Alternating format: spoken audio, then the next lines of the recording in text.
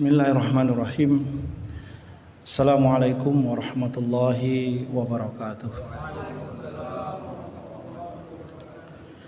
Alhamdulillahi rabbil alamin wa bihi nasta'inu ala umuri dunya waddin.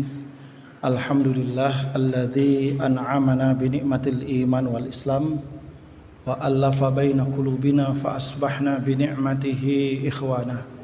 Ashhadu an la ilaha illallah wahdahu la syarika lah wa ashhadu anna Muhammadan abduhu wa rasuluh wa la nabiyya ba'dah. Allahumma salli wa sallim wa barik ala nabiyyina Muhammad wa ala alihi wa ashabihi wa man sara ala hadihi ila yaumiddin, amma ba'du.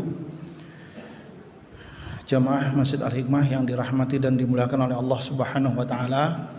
Alhamdulillah pada petang hari ini dengan izin Allah kita bisa berkumpul kembali dalam majelis kita. Semoga majelis ini majelis yang mendatangkan limpahan rahmat dan barokah dari Allah Subhanahu wa taala. Kita niatkan untuk saling tawasau bil haq wa tawasau bis sabr. Pada malam hari ini saya ingin mengajak jamaah semuanya untuk sama-sama kita mempersiapkan diri kita memasuki bulan Ramadan. Insya Allah sekitar 35 hari lagi mungkin, atau 36 hari lagi, sambil menunggu pengumuman pemerintah. Semoga dengan izin Allah kita bisa bertemu dengan bulan Ramadan. Insya Allah kita semua yakin bahwa bulan Ramadan adalah bulan yang penuh dengan keberkahan, bulan yang penuh dengan limpahan rahmat dan barokah dari Allah Subhanahu wa taala, bulan yang penuh dengan fadilah-fadilah dan keutamaan. Poin ini saya tidak akan bahas, insya Allah kita sudah paham semuanya dan kita sudah menjalaninya sudah berkali-kali. Namun yang terpenting bagi kita semuanya adalah pertama, ketika kita sedang proses menuju bulan Ramadan, maka yang pertama kali yang harus kita lakukan tetap berdoa kepada Allah, berharap kepada Allah agar Allah berkenan mengizinkan kita bisa bertemu dengan bulan Ramadan. Kenapa? 35 atau berapapun hari ke depan itu belum masih milik kita, belum menjadi milik kita. Itu masih menjadi miliknya Allah Subhanahu wa taala. Belum tentu kita bisa ditakdirkan oleh Allah Subhanahu wa taala bisa bertemu dengan bulan Ramadan. Karena apa? Kita sedang menjalani takdir-takdir Allah dalam kehidupan kita masing-masing. Kita semua tidak tahu takdir apa yang akan Allah berikan. Jangankan bulan depan, untuk besok saja kita nggak tahu takdir Allah seperti apa. Sehingga apa? Karena semua ke depan itu hanya milik Allah Subhanahu wa taala dan itu menjadi sesuatu yang gaib dan hanya kita berharap kepada Allah Subhanahu wa taala. Berharap dalam bahasa agama itu adalah doa. Sehingga wajar kalau kemudian salafus saleh, walaupun bukan dari Rasulullah SAW, salafus saleh dulu membiasakan diri untuk berdoa bahkan sejak masuk bulan Rajab. Sejak memasuki bulan Rajab, para salafus saleh, orang-orang terdahulu sudah membiasakan diri berharap kepada Allah agar Allah berkenan mengizinkannya bertemu dengan bulan Ramadan. Insya Allah doa ini sudah masyhur bagi kita semuanya sejak memasuki bulan Rajab. Yaitu gimana? Allahumma barik lana fi Rajab wa Sya'ban wa ballighna Ramadan. Ya Allah, berkahilah hidup kami di bulan Rajab dan di bulan Sya'ban, dan sampaikan usia kami bisa bertemu dengan bulan Ramadan. Sekarang kita ada di penghujung akhir bulan Rajab. Sebentar lagi kita akan masuki bulan Sya'ban. Kita berdoa, berharap kepada Allah agar Allah masih limpahkan kita keberkahan di bulan Rajab dan bulan Sya'ban. Dan ada poin yang kita berharap semuanya apa? Wa ballighna Ramadan. Dan tolong sampaikan kami bisa bertemu dengan bulan Ramadan. doa ini sangat relevan buat kita semuanya, apalagi untuk menyambut bulan Ramadan. Walaupun ini tidak dicontohkan oleh Rasulullah SAW, tapi secara umum Rasulullah mencontohkan kita, memerintahkan kita bahkan untuk memperbanyak doa. Doa apa saja yang baik-baik. Bahkan dalam sebuah hadis Rasulullah menyampaikan, cukuplah seorang itu dikatakan sombong kalau dia tidak mau berdoa. Dan orang yang berdoa itu bukti keimanannya. Orang yang berdoa itu bukti keimanannya. Kenapa? Orang yang beriman itu akan terlihat dari kehidupannya mencerminkan 3 hal. Pertama, mencerminkan rasa mahabbah, mahabbatullah, rasa cintanya kepada Allah. Sehingga orang yang beriman kalau sudah hadir rasa mahabbahnya, dia tidak akan pernah berat melakukan apapun yang Allah perintahkan pada dirinya. Karena apa? Apapun yang menjadi aturan-aturan Allah dia lakukan dengan sukacita. Dia kerjakan dengan cinta. Orang kalau sudah melakukan sesuatu karena cinta, nggak ada yang berat, nggak ada yang susah. Semuanya dianggap ringan dan semuanya dianggap mudah. Dan dia melakukannya dengan senang hati. Sehingga coba ungkapan orang yang bercinta bagaimana? Gunung kan kudaki, laut kan kuseberangi. Padahal belum tentu dia bisa berenang, kan gitu. Tapi ungkapannya seperti itu. Bahkan terkadang ungkapan orang yang sudah cinta apa? Sesuatu yang tidak logis pun diterima sama dia. Itu orang kalau udah cinta. Sehingga coba bayangkan orang kalau sudah karena cintanya kepada Allah, dia berani mengorbankan dirinya. Tidak sekedar hartanya, tapi dirinya. Dia mau berjihad, mengorbankan dirinya demi zat yang dia cintainya, yaitu Allah Subhanahu wa taala. Padahal orang hidup itu untuk mempertahankan hidupnya, ini malah mencari mati. Karena apa? Karena cintanya kepada Allah Subhanahu wa taala. Itu enggak logis secara nalar manusia. Sehingga wajar orang yang bercinta pun kadang enggak logis. Dianggapnya apa? Cinta buta, mungkin begitu ya. Menunjukkan bahwa kalau sudah cinta, sudah kadang nalar ini hilang. Ya. Yang pertama, bukti keimanan seorang itu hadirnya mahabbatullah, rasa cintanya kepada Allah Subhanahu wa taala.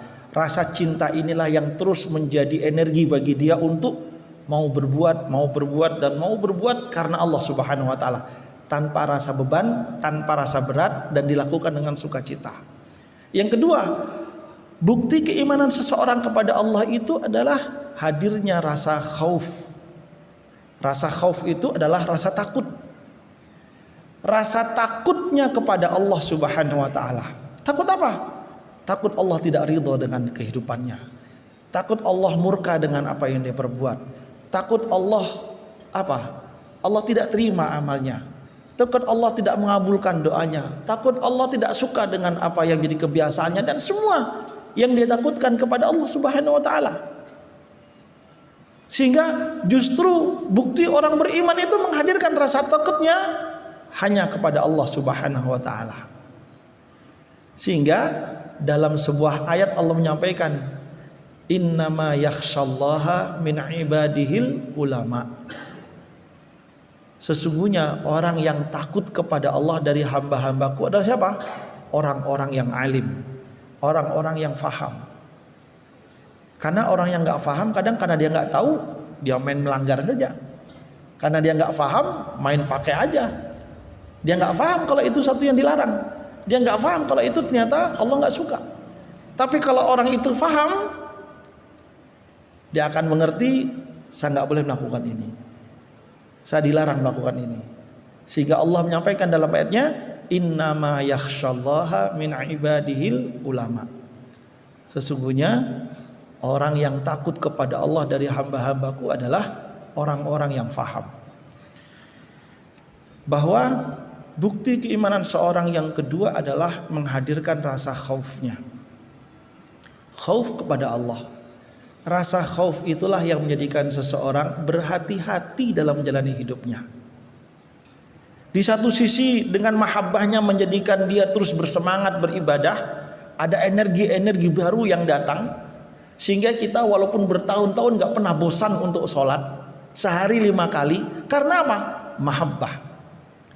Sehingga kalau kita sudah mulai malas melakukan ibadah, hati-hati, itu kondisi keimanan kita sedang turun dan mahabbah kita sedang bermasalah kepada Allah Subhanahu wa taala.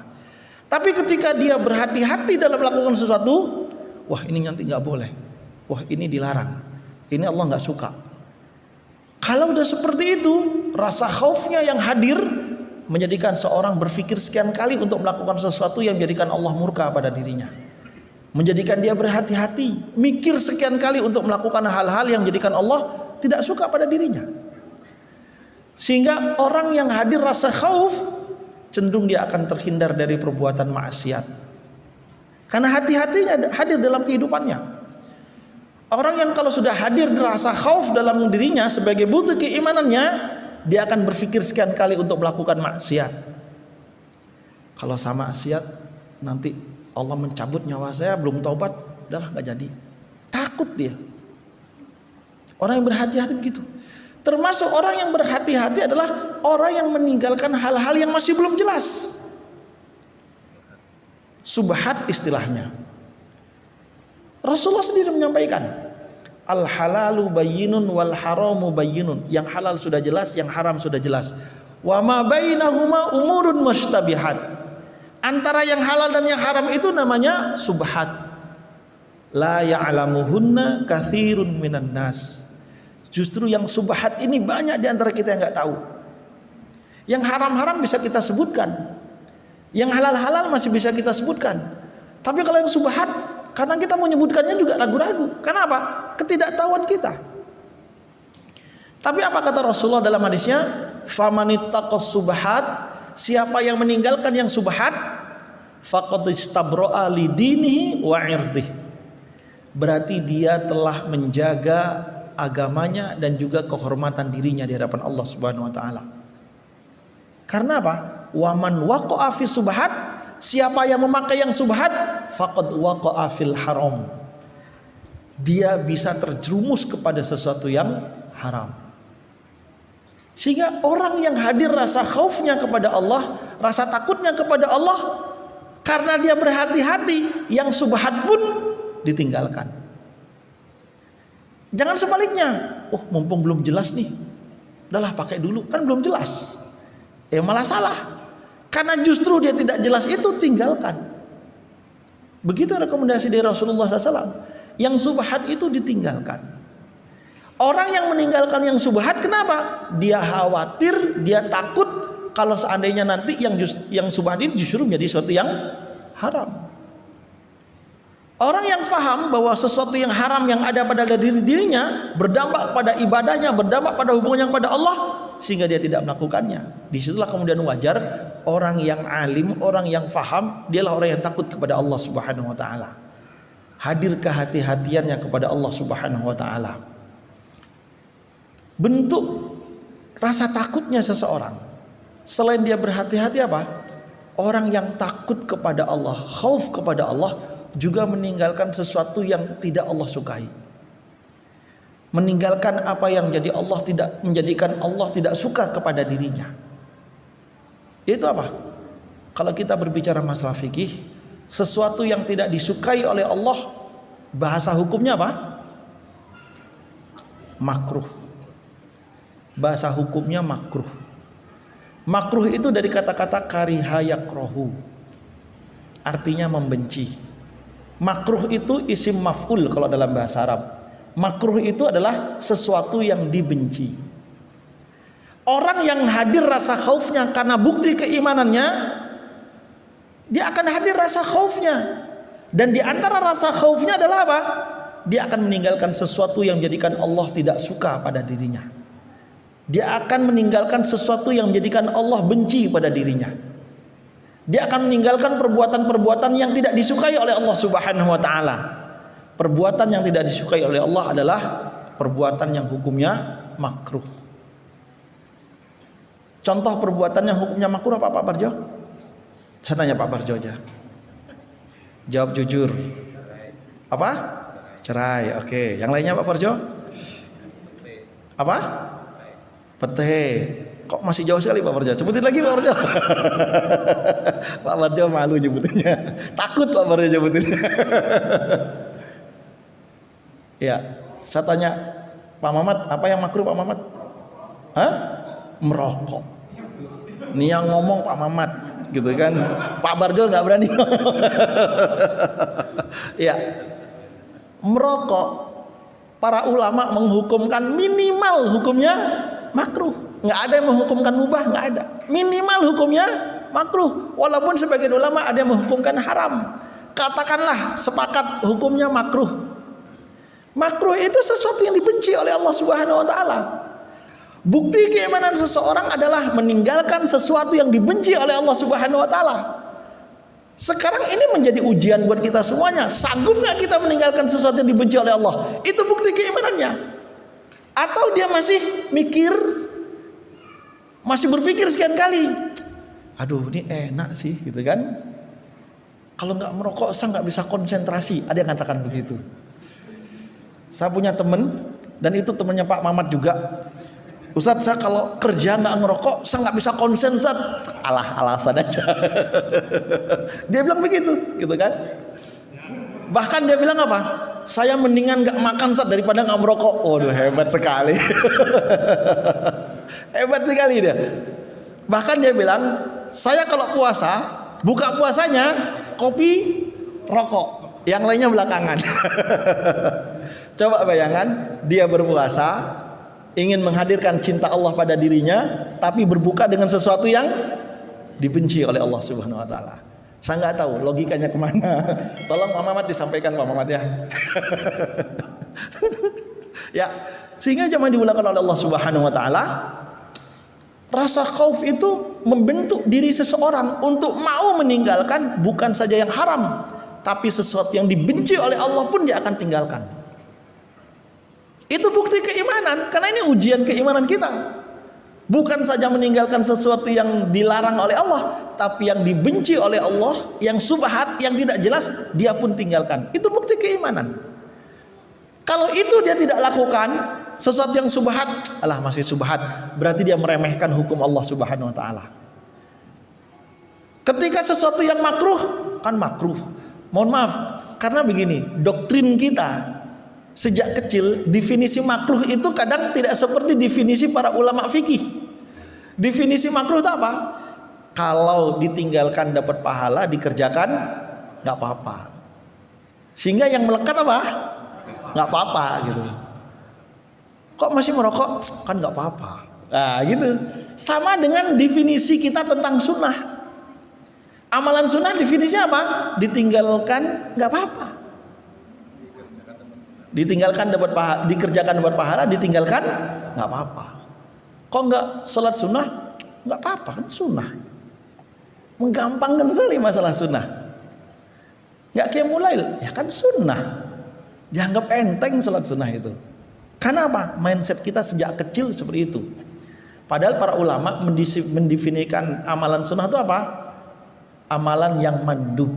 Mandub itu apa? Amalan yang sangat diinginkan, dicintai oleh Allah Subhanahu wa taala untuk dilakukan oleh hambanya. Sehingga ketika hambanya melakukan amalan tersebut, dia adalah hamba yang dicintai oleh Allah Subhanahu wa taala. Sampai-sampai Allah sendiri, sampai-sampai Allah dalam hadis qudsi mengatakan begini. Allah itu akan mencintai hamba-hamba yang mau melakukan perintah-perintah agama yang wajib. Dan Allah akan lebih cinta kepada hambanya jika hambanya mau melakukan amalan-amalan nafilah. Nafilah itu amalan-amalan sunnah. Kalau Allah sudah lebih suka kepada hambanya karena amalan-amalan sunnah tersebut, Allah sendiri mengatakan dalam hadis kursinya, Allah akan menjadi tangannya dengan tangan itu ia berbuat. Allah akan menjadi kakinya dengan kaki itu ia melangkah. Allah akan menjadi matanya dengan mata itu ia melihat. Allah akan menjadi lisannya dengan lisan itu ia berucap. Dan begitu seterusnya. Maksudnya apa? Orang-orang yang melakukan amalan-amalan sunnah adalah orang-orang yang selalu di bawah bimbingan Allah Subhanahu wa taala. Tapi orang-orang yang melakukan amalan yang dibenci oleh Allah, Allah akan menjauh. Na'udzubillah min dzalik. Ya. Bukti keimanan yang ketiga. Tadi yang pertama mahabbatullah, yang kedua adalah khauf, yang ketiga bukti keimanan seorang adalah hadirnya rasa roja. Roja itu adalah berharap. Orang yang selalu berharap kepada Allah itu wujud apa? Wujud keimanannya kepada Allah, bukti keimanannya kepada Allah. Sehingga apa? Orang yang sombong adalah orang yang tidak mau berdoa kepada Allah Subhanahu wa taala. Karena orang yang tidak mau berdoa berarti dia tidak merasa butuh kepada Allah. Pembuktian bahwa Allahus Somadnya itu nggak ada dalam dirinya. Kenapa? Dia nggak perlu lagi kepada Allah. Dia merasa bahwa dengan harta yang dia punya sudah cukup damai hidupnya. Dengan pangkat jabatan status sosial yang dia punya, dia merasa aman-aman saja. Sehingga dia tidak perlu kepada Allah Subhanahu wa taala dan dia tidak mau menengadahkan tangannya kepada Allah Subhanahu wa taala. Sehingga Rasulullah sampaikan, cukuplah seorang itu dikatakan sombong ketika dia tidak mau berdoa. Karena orang yang berdoa itu berarti apa? Dia masih menggantungkan kehidupannya kepada Allah. Orang yang masih punya harapan kepada Allah, bukti keyakinannya kepada Allah. Orang yang masih berdoa berarti dia masih yakin dan percaya bahwa Allah akan mengabulkan doanya. Orang yang masih berdoa, memohon kepada Allah, mengangkat tangannya berdoa, berarti dia yakin bahwa Allah akan mengabulkan doanya. Ini bukti keimanan. Bahwa dia yakin bahwa Allah akan mengabulkan doanya. Apalagi dalam surah Al-Baqarah Allah menyampaikan,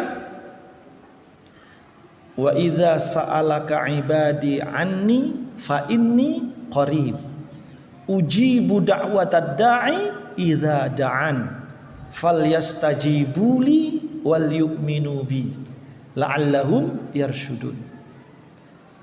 Jika engkau ditanya tentang aku, maka jawablah fa inni qarib, aku ini dekat.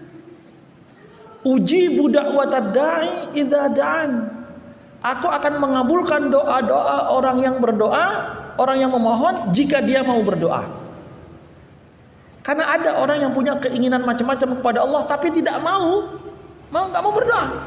Tapi keinginannya macam-macam, tapi tidak mau berdoa. Ada yang seperti itu. Sehingga Allah memberikan batasan apa?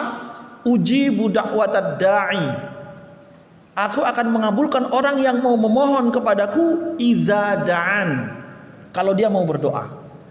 Karena orang yang mau berdoa itu bukti keimanannya kepada Allah Subhanahu wa taala. Falyastajibuli wal yu'minu bi. Syaratnya agar doanya dikabulkan apa? Penuhilah perintah-perintahku dan berimanlah kepadaku.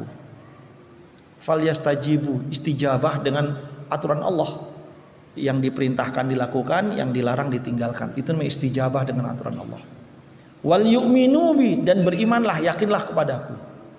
La'allahum yarshudun, agar mereka mendapatkan bimbingan. Sehingga jamaah dimulakan oleh Allah Subhanahu wa taala, ketika seseorang berdoa kepada Allah itu bukti keimanannya kepada Allah Subhanahu wa taala. Dan ketika tadi seorang berdoa sejak di bulan Rajab sampai nanti di bulan Sya'ban agar Allah berkenan mengizinkannya bertemu dengan bulan Ramadan, itu justru bukti keimanannya kepada Allah Subhanahu wa taala. Di saat ada orang yang berkomentar, ya ini karena faktor pemahaman. Ketika seseorang mengirim nge-share doa itu kan ada tuh kadang nge-share doa ke grupnya, ke temennya, ke saudaranya, keluarganya gitu kan. Allahumma barik lana fi Rajab wa Sya'ban wa ballighna Ramadan. Komentarnya apa? Ini bid'ah. Rasulullah nggak pernah mencontohkan. Ya kadang kita sedih juga gitu kan. Memahami sesuatu dikit-dikit bid'ah, dikit-dikit bid'ah. Bid'ah kok dikit-dikit gitu ya. Sehingga kita perlu luruskan, doa itu ibadah ghairu mahdhah. Ibadah ghairu mahdhah itu ibadah yang fleksibel. Saking fleksibelnya apa? Contohnya doa.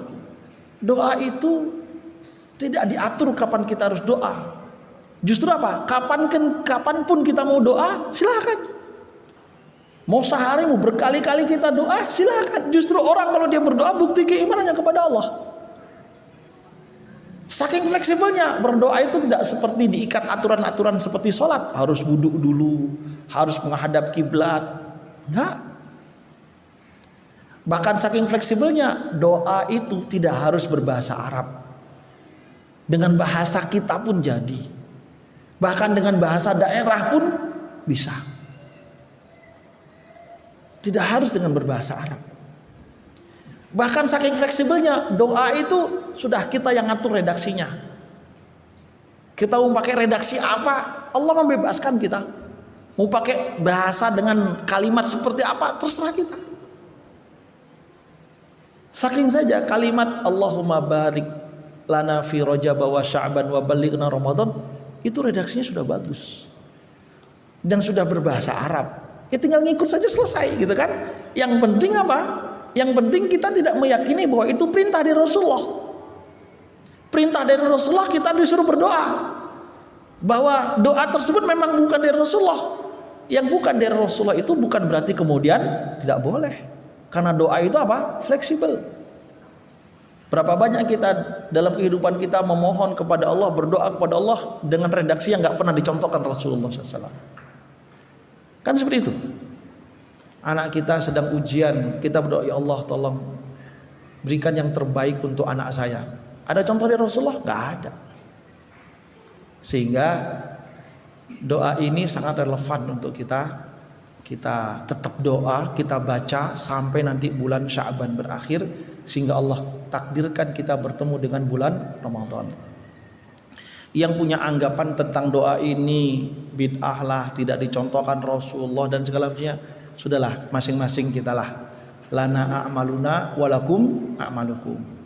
Dia meyakini itu, monggo silahkan. Kami meyakini ini, ya silahkan. Atau juga nanti yang mempertanggungjawabkan amal kita bukan dia, yang mempertanggungjawabkan amalnya juga bukan kita, masing-masing. Yang harus kita bangun adalah apa? Semangat untuk saling mengingatkan, semangat untuk saling tawasau bil haq wa tawasau bis sabr. Ya. Jamaah dimuliakan oleh Allah Subhanahu wa taala, sehingga masih ada waktu bagi kita semuanya untuk terus berdoa kepada Allah Subhanahu wa taala. Kita masih di bulan Rajab. Di akhir bulan Rajab. Bulan Sya'ban ada 30 hari ke depan, ada 1 bulan penuh kita terus berdoa agar Allah limpahkan kita keberkahan dan Allah izinkan kita bisa bertemu dengan bulan Ramadan. Selanjutnya yang perlu kita bahas juga adalah mempersiapkan diri kita untuk memasuki bulan Ramadan. Jika Allah takdirkan kita bertemu dengan bulan Ramadan, perlu kiranya kita mempersiapkan diri. Jangan kemudian berpikir, kita juga toh belum tentu ketemu bulan Ramadan, ngapain mempersiapkan diri gitu kan. Lo justru kebalik gitu kan. Justru karena kita berharap, optimis, berhusnudzon kepada Allah, Allah izinkan kita bertemu bulan Ramadan, siapkan dari sekarang. Kalaupun nanti takdirnya tidak dipertemukan, gak ada masalah, gak ada yang sia-sia dari persiapan kita. Daripada kemudian ketika Allah izinkan kita bertemu dengan bulan Ramadan, baru kita mempersiapkan diri. Dan itu yang sering terjadi. Dan kita lihat contoh dari Rasulullah SAW. Dari Aisyah radhiyallahu anha menyampaikan bahwa apa? Aisyah menyampaikan, aku tidak mendapati Rasulullah SAW memperbanyak puasa sunnahnya, melainkan puasa sunnah yang dilakukan Rasulullah di bulan Rajab, terlebih lagi di bulan Sya'ban. Pakai bahasa terlebih lagi di bulan Sya'ban. Berarti apa? Di bulan Sya'ban Rasulullah lebih banyak lagi puasa sunnahnya. Sampai-sampai dalam hadis yang terpisah, Aisyah menyampaikan, aku seakan-akan menganggap Rasulullah di bulan Sya'ban puasa selama 1 bulan penuh. Seakan-akan. Saking banyaknya puasa sunnah Rasulullah SAW. Setidaknya kalau sejak bulan Rajab dan di bulan Sya'ban ini Rasulullah berpuasa, berarti di antara maksud dan tujuannya adalah sebagai bentuk apa? Warming up, persiapan untuk memasuki bulan Ramadan, agar nanti pas bulan Ramadan sudah running, sudah terbiasa, sehingga tidak lagi kelihatan ketika awal bulan Ramadan bengong, habis zuhur tidur, habis subuh tidur gitu kan. Yang lainnya pada ngaji, semangat, taraweh, tadarusan, dia tidur gitu kan. Tanya, kenapa tidur? Puasa. Puasa dijadikan alasan. Puasa yang dikambing hitamkan. Sing menggawe puasa. Sing luas puasa. Loh, justru kita ketika puasa justru disuruh untuk memperbanyak aktivitas ibadah. Disuruh lebih produktif dibandingkan hari-hari sebelumnya. Kenapa? Allah coba memotivasi kita ibadah amal sunnah yang dilakukan di bulan Ramadan, Allah nilai seperti amalan wajib. Amalan wajib yang dilakukan di bulan Ramadan Allah lipat gandakan sampai 70 kali lipat. Bahkan di bulan Ramadan ada satu malam kalau kita beribadah di situ nilainya apa? Khairun min alfi syahrin. Lebih baik kita melakukannya daripada selama 1000 bulan, 80 hampir 83 tahun. Bayangkan. Kenapa? Ketika dari awal diharapkan dengan kita melakukan persiapan sejak awal itu tujuannya apa? Sejak tanggal 1 Ramadan kita sudah langsung apa? Sudah running dengan amalan-amalan kita dan kita sudah terbiasa dari hari-hari sebelumnya. Sehingga jangan sampai kemudian apa? Justru ketika awal Ramadan persiapan kita seminggu itu masih pemanasan. Yang lainnya sudah pada lari, dia masih apa? Masih baru persiapan. Ini masalahnya. Dan kita tidak ingin bahwa puasa itu dijadikan sebagai kambing hitam. Kita tidak ingin bahwa puasa itu dijadikan sebagai alasan orang untuk tidak produktif. Disitulah hikmahnya kenapa kemudian Rasulullah mempersiapkan diri 2 bulan sebelum Ramadan. Ya, sehingga jamaah di belakang oleh Allah Subhanahu wa taala, maka ketika kita sudah mempersiapkan diri untuk memasuki bulan Ramadan dengan puasa, dengan amalan-amalan yang lainnya, berharap bulan Ramadan bulan yang penuh keberkahan, bulan yang dilipat gandakan pahala dan segala macamnya, secara psikologis kita sudah siap untuk memasukinya. Nah, yang berikutnya adalah kalau kita sudah mempersiapkan itu semuanya, maka kita juga harus mempersiapkan ilmu tentang mengisi hari-hari kita di bulan Ramadan. Tidak hanya ilmu tentang puasa. Karena di bulan Ramadan itu banyak amal ibadah yang ditawarkan kepada kita. Sehingga sebagai seorang muslim, semua syariat itu ada landasannya, ada ilmunya, ada dasarnya. Jangan sampai kita melakukannya ikut-ikutan asal-asalan. Pastikan bahwa Ramadan ini adalah kita memiliki pemahaman yang baik tentang amalan-amalan yang ada. Insya Allah kita sudah punya fasilitas, dimudahkan oleh Allah untuk belajar dengan ustadz-ustadz yang luar biasa, ustadz-ustadz nasional. Sekarang orang belajar tuh gampang sekali, bisa milih. Saya mau berguru dengan Ustadz Abdul Somad, tinggal pilih, udah. Saya sekarang mau berguru dengan Ustadz Buya Yahya, klik, belajar, nyari materi apa saya ketemu. Saya mau berguru dengan Gus Baha, tinggal ketik keluar tuh tema-tema dari Kiai Haji Gus Baha. Kita mau berguru dengan siapa saja bisa milih kita. Bahkan luar biasa. Sekarang bergurunya nggak perlu datang ke sana. Cukup di rumah sambil tiduran ada snack di sampingnya. Wah, sambil makan. Luar biasa. Sehingga ya itulah cara Allah memudahkan kita. Sehingga apa? Jadikan kesempatan. Kuota yang ada itu jangan sampai habis untuk Mobile Legends aja. Ya, seperti itu. Ya, pakai untuk terus mengupgrade pemahaman kita. Karena apa? Ini sebagai landasan kita dalam beribadah menjalankan syariat. Di mana Allah berfirman, A'udzubillahi minasyaitonirrajim, wala taqfu ma laisa laka bihi ilmun. Innas sam'a wal basar wal fuad kullu ulaika kana anhu mas'ulah. Janganlah kamu mengikuti sesuatu yang kamu tidak ada ilmunya. Karena pendengaran kita, penglihatan kita dan hati kita akan dimintai pertanggungjawaban oleh Allah Subhanahu wa taala. Terus tingkatkan pemahaman kita, karena bisa jadi apa yang dulu pernah kita lakukan ternyata setelah kita belajar, oh ternyata ada yang perlu diperbaiki. Ternyata ada yang perlu ditingkatkan, ternyata ada yang perlu diluruskan. Seperti itu, sangat mungkin itu terjadi. Yang berikutnya, sebagai bentuk persiapan kita adalah bagaimana kita berusaha untuk menghindari hal-hal yang menjadikan amal ibadah kita tidak diterima oleh Allah Subhanahu wa taala. Bukan saja karena salah melakukannya, tapi ada faktor-faktor lain yang mengakibatkannya. Itu sangat mungkin terjadi. Contohnya apa? Pertama, faktor niat, motivasi kita. Dalam hadis Rasulullah bersabda, innamal a'malu binniyat wa innamal likulli imri'in ma nawa. Setiap amal itu tergantung dari niatnya, dan setiap orang akan mendapatkan tergantung dari apa yang dia niatkan. Dari sekarang kita persiapkan bahwa semoga kita bisa memfokuskan, meluruskan amal ibadah kita selama Ramadan ini tulus karena Allah Subhanahu wa taala. Selain niat, ada lagi hal-hal yang lainnya yang sangat memungkinkan kemudian ibadah kita tidak diterima oleh Allah Subhanahu wa taala. Di antaranya adalah apa? Salah satu, waktu nggak memungkinkan, adalah memastikan apa yang kita konsumsi adalah sesuatu yang halal. Memastikan apa yang kita konsumsi adalah sesuatu yang halal. Ini penting. Kenapa? Karena begini, dalam sebuah hadis Rasulullah bersabda,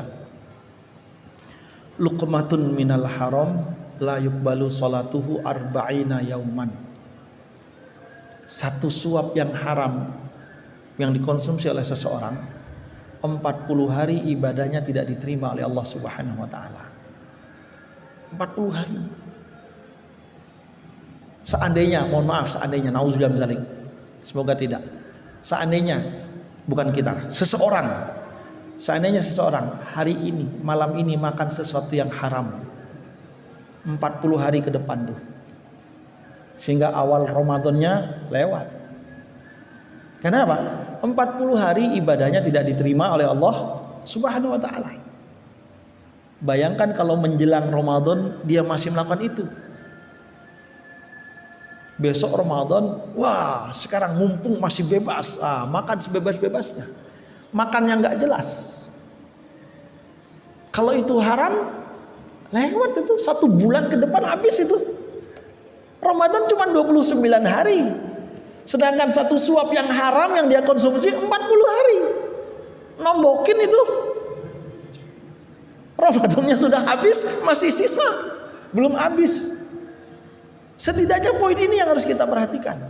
Pastikan apa yang kita konsumsi, yang kita makan dan yang kita minum, bahwa itu adalah aman secara hukum syar'i, bahwa itu kita yakinkan, kita pastikan itu halal, agar tidak berdampak dengan ibadah kita. Nauzubillah min dzalik. Walaupun sebenarnya keharaman itu ada 3 level. Haram itu kalau secara fikih ada 3. Haram secara zatnya. Ini saya sedang bahas ketika kuliah subuh nih. Haram secara zatnya, jadinya sesuatu yang memang secara langsung Allah dan Rasulnya sampaikan ini haram. Babi, darah, bangkai, khomer, binatang yang buas, macam-macam lah. Itu haram secara zatnya, secara fisiknya haram. Dengan segala turunannya, terutama babi. Bukan keturunan babi. Turunan dari tubuhnya babi itu bisa menjadi produk macam-macam itu. Bisa jadi sabun mandi kita, jadi pasta gigi kita, jadi apalagi macam-macam.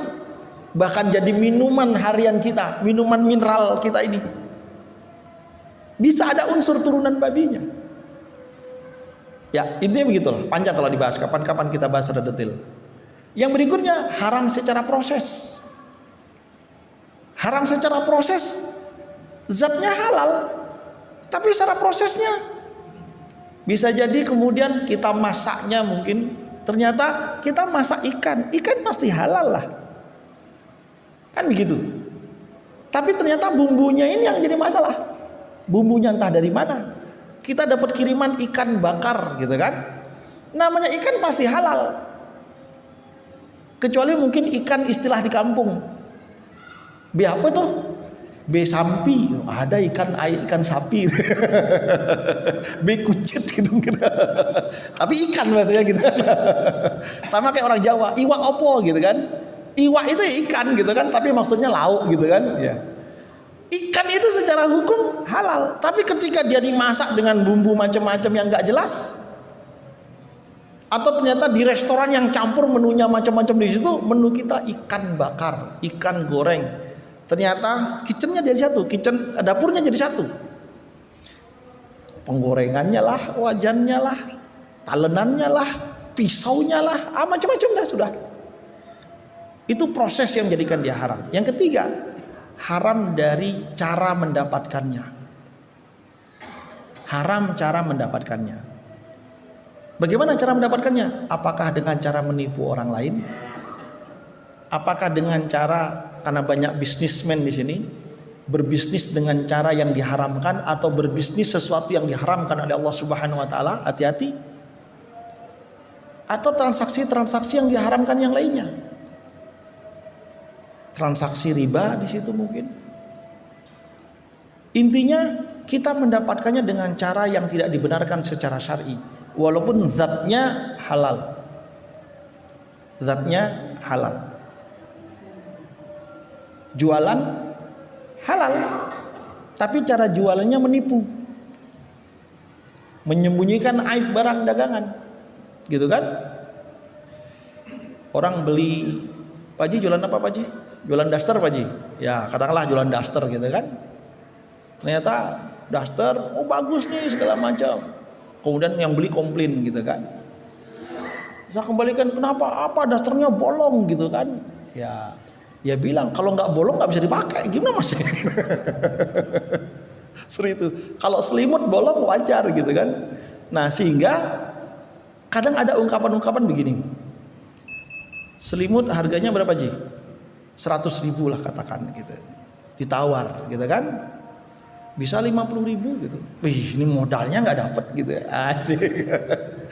Padahal modalnya 30.000 gitu. Kan gitu. Pak Haji Solihin jual buku gitu kan. Berapa nih bukunya Pak Haji gitu. Ini satu paknya ini 50.000. Nggak bisa 40. Modalnya nggak ada persegitu. Supaya orang beli kan gitu ya. Hati-hati. Hati-hati. Ini bisa mempengaruhi apa? Hasil dari transaksi kita. Nauzubillah min dzalik. Kalau Rasulullah ini modalnya sekian, saya minta keuntungan sekian. Atau saya modalnya sekian, mau ngasih keuntungan berapa? Seperti itu, fair di depan. Saya punya teman, dia jual beli mobil, jual beli motor. Setiap ada yang transaksi gitu, ini mobil saya dapat harga 75. Saya perbaiki, saya servis, ini notanya habis sekitar 3 juta, 4 juta. Saya minta untung 5 juta lah. Dia terus terang begitu. Ya 4 juta aja ya, ya sudah deal. Jadi terus terang dia di depan. Seperti itu. Dan dia sampai sekarang eksis saja jual beli. Dia yakin dengan cara seperti itu. Dibandingkan kemudian apa? Tadi dengan cara menipu-nipu. Dengan cara menipu gitu kan misalnya. Beli jeruk, manis sih, manis. Sampai di rumah ternyata apa? Kecut. Ya tinggal komplain saja sih bisa, gitu kan? Ibu ini bohong ini kan gitu. Tadi bilang manis, saya kecut. Aduh Pak, Bapak sekilo kecut, saya sekeranjang kecut nih. Itu Madura itu. Katanya begitu, wallahualam bishawab. Oke, itu aja mungkin. Semoga kita bisa mempersiapkan diri kita memasuki bulan Ramadan. Allah izinkan kita, Allah panjangkan usia kita bisa memasuki bulan Ramadan, mengisi amal-amal di bulan Ramadan dan mendapatkan fadilah-fadilah yang Allah janjikan di bulan Ramadan. Insyaallah semoga Ramadan ini menjadi Ramadan yang terbaik buat kita semuanya. Setidaknya untuk memaksa diri kita. Kadang untuk menjadi orang baik itu memang harus dipaksa. Untuk memaksa diri kita perlu memahamkan kepada jiwa ini bahwa apa? Wahai jiwa, bisa jadi inilah Ramadan kamu yang terakhir. Kalau ini adalah Ramadan yang terakhir buat kita, pastikan bahwa inilah Ramadan kita yang terbaik kepada Allah Subhanahu wa taala. Memang harus digitukan jiwa ini. Kalau enggak, setan yang akan mendominasi. Nauzubillah min dzalik. Wallahu a'lam bishawab. Lebih dan kurang saya mohon maaf. Aku qouli hadza nastaghfirullahal azim. Assalamualaikum warahmatullahi wabarakatuh.